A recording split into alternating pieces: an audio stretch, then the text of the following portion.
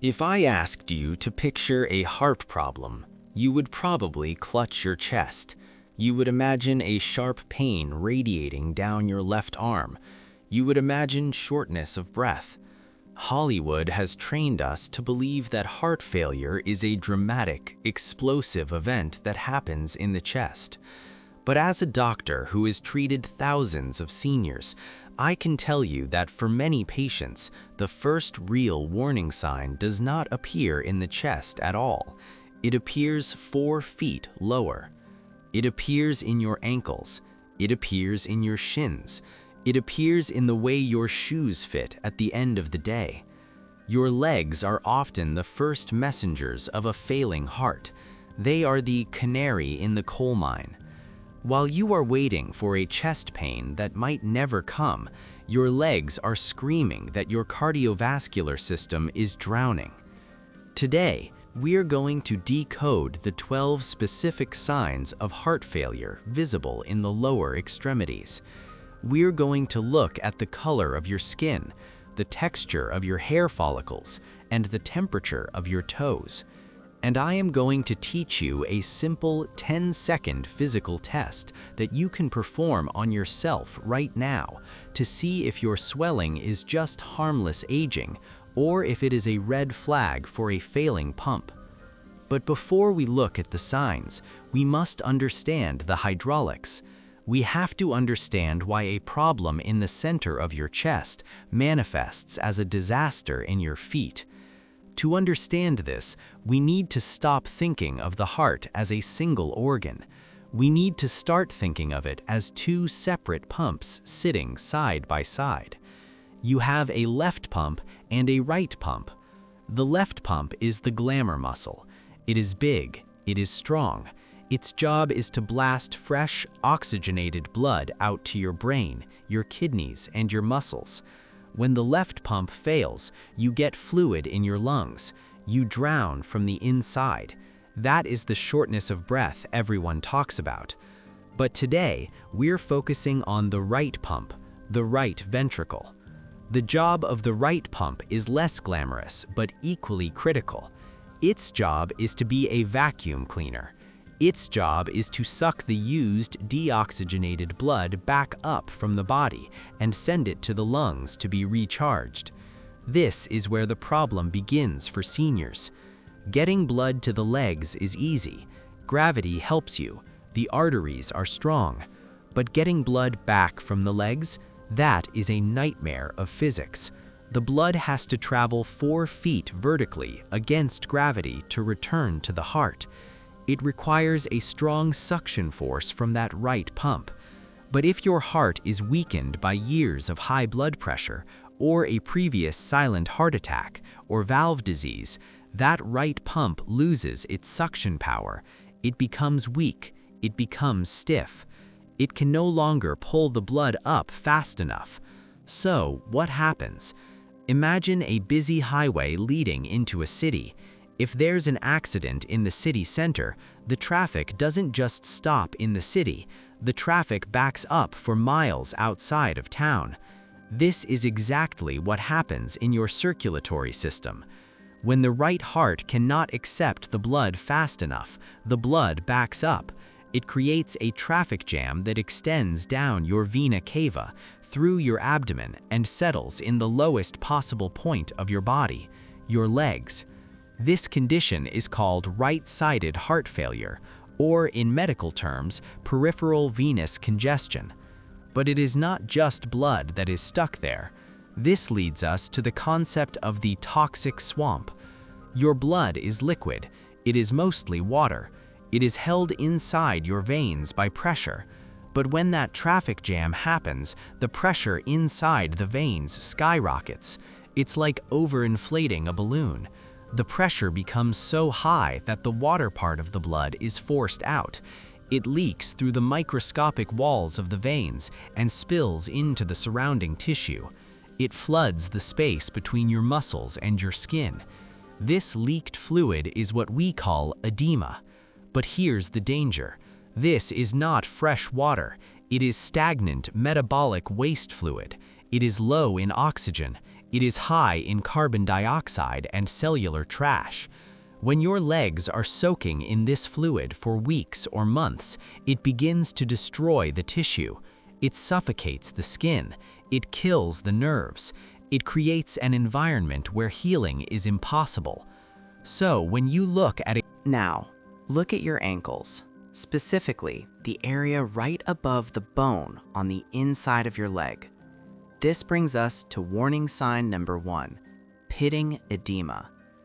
In medicine, edema just means swelling caused by fluid, but pitting describes a very specific behavior of that fluid. If you have normal swelling, say from a bug bite or an injury, the tissue is hard, it is inflamed. If you touch it, it bounces back immediately. But cardiac swelling is different. It is like dough or like a memory foam mattress. Here is the 10-second test I want you to perform. Sit down. Place your thumb on the fleshy part of your shin, just above the ankle bone. Press down firmly. Do not hurt yourself, but use enough pressure to turn the skin white. Hold it there for 10 seconds. Count them. 1, 2, 3, all the way to 10. Now release your thumb and look closely.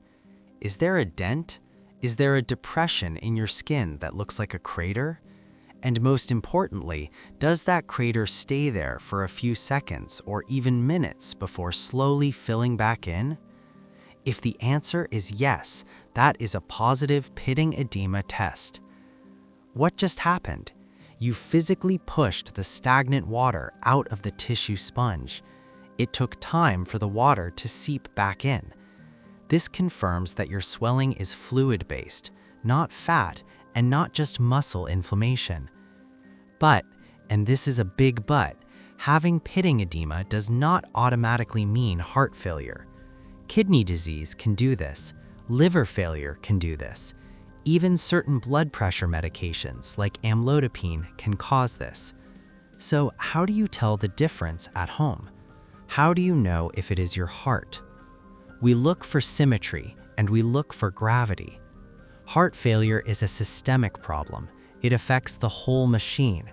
Therefore, it almost always affects both legs equally. If your left leg is huge, but your right leg is normal, that is likely not your heart. That could be a blood clot, a DVT, or an issue with the veins in that specific leg. Heart failure is bilateral. Next, we look at the clock. Cardiac edema is gravity dependent. When you wake up in the morning after lying flat all night, your ankles might look surprisingly thin. You might think you're cured. But as the day goes on, as you stand and sit, gravity pulls that fluid down. By 6 p.m., your ankles are swollen again. If your swelling follows this daily cycle, getting worse as the day progresses, that is a classic signature of cardiac insufficiency. This leads us to warning sign number 2, the sock sign. Sometimes the swelling is subtle. You might not see a huge crater, but your clothes tell the story. When you take off your socks in the evening, do you see a deep red ring indented into your calf? Does the pattern of the fabric stay stamped on your skin for an hour? We call this the sock sign. It means your tissue is waterlogged. The pressure of a simple elastic band is enough to displace the fluid. If you find yourself needing to buy looser socks, or if you have switched to slippers because your feet feel tight in the afternoon, do not dismiss it. Your feet didn't grow, they filled up. And this fluid accumulation leads directly to warning sign number 3, which actually happens while you're sleeping. This is a symptom that almost nobody connects to their heart. They blame their prostate, or they blame drinking too much tea. Warning sign number 3 is nocturia, or excessive nighttime urination. Think about the physics we just discussed. All day long, your weak heart is struggling against gravity. We have talked about too much fluid. Now we need to talk about too little oxygen. When you have heart failure, your heart is essentially working on a budget. It cannot pump enough blood to satisfy the entire body, so it has to make tough choices. It has to prioritize. The brain needs blood, the kidneys need blood, the liver needs blood. Your feet? In the eyes of your survival biology, your feet are expendable. To keep your blood pressure up in your vital organs, your body activates a survival clamp. It constricts or tightens the blood vessels in your hands and feet. This is called vasoconstriction. It literally shuts the door on the extremities to keep the blood in the center. This creates warning sign number 4, the thermal gradient, or simply cold feet. I am not talking about feeling chilly on a winter morning. I'm talking about feet that feel like ice blocks even when you are under a blanket, even in July. Patients often tell me, "Doctor, I wear 2 pairs of wool socks, but my toes still feel frozen." That is not an external problem. That is an internal supply problem. The warm arterial blood simply isn't getting down there in sufficient volume to heat the tissue. If you touch your thigh and it is warm, but you touch your foot and it is cold, that temperature drop is a map of where your circulation is failing. And if there is no blood, there is no color. This leads to warning sign number 5, peripheral cyanosis. Healthy skin has a pinkish tone or a warm undertone because of the oxygen-rich red blood flowing just underneath. But when the blood flow slows down to a crawl, the body extracts every last molecule of oxygen from it. The blood turns dark. This manifests as a bluish or purplish tint to your skin. You'll see it first in the nail beds of your toes. They might look dusty or gray. In severe cases, the entire foot can take on a dusky, bruised appearance. Let me tell you about a patient. Let's call him the gardener. He came to me complaining that his feet were turning ugly. He thought it was a fungal infection or just dirt from the garden. He was applying creams, he was scrubbing them, but when I looked, his feet were swollen and dark purple, and they were freezing cold. He had no chest pain, he felt fine, but an ultrasound of his heart showed he was pumping at only 30% capacity. His legs were purple because they were suffocating. We treated the heart, not the feet, and within 2 weeks the pink color returned. Sometimes the skin doesn't turn blue, it creates a strange pattern. Warning sign number 6 is called livido reticularis, or mottled skin. This looks like a lace tablecloth pattern on your knees or thighs. It's a blotchy red and white web design. This happens when the microcirculation is sluggish. The blood is moving so slowly through the capillaries that you can actually see the stagnant patches on the surface. Now, let's move to a sign that almost everyone ignores because they think it is just a cosmetic issue. Warning sign number 7, leg alopecia, or sudden hair loss on the legs. We have seen the swelling. We have felt the cold. Now, we must look at the damage that happens when this toxic swamp sits in your legs for too long. When fluid rich in metabolic waste stays trapped under your skin, it triggers a slow-motion chemical reaction. It causes inflammation. This brings us to warning sign number 9, stasis dermatitis, or the red shadow. In the early stages, you might notice that your shins or ankles look red and irritated. It looks like a rash or a sunburn. Many seniors mistake this for an allergy to their laundry detergent. They put cortisol cream on it, but it doesn't go away. Why? Because the irritation is coming from the inside. As the pressure in the veins builds up, microscopic amounts of red blood cells leak out into the skin. When red blood cells die outside the vein, they break down. They release iron.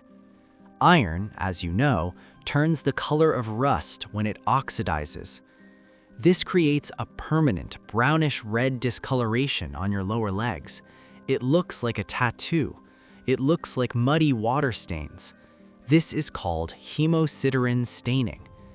If you have these rusty patches on your calves and they are not fading, that is not a skin disease. That is a map of where your veins are leaking under pressure. And often, before the color appears, the sensation begins. This is warning sign number 10, the unrelenting itch.